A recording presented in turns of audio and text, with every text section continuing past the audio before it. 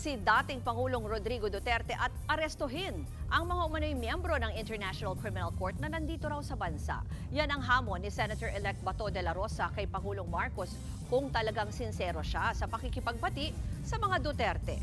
Sa isang panayam, isiniwalat ng senador na may mga tauhan ng ICC dito sa Pilipinas at tinatakot umano ang mga retiradong pulis para idiin siya at ang dating Pangulo. Nakuha niya raw ang impormasyong ito mula mismo sa mga umano'y tinakot ng mga pulis. Ayon pa kay De La Rosa, nakikipagtulungan daw ang mga tauhan ng ICC sa PNP at ilang taga-Malacanang. Wala pang pahayag ang palasyo sa mga sinabi ni De La Rosa. The first move that the President should do is to arrest these people for interfering into our judicial processes. Tinatakot nila yung pati yung mga retired na mga pulis na kawawa na nahimik na sa kanilang buhay.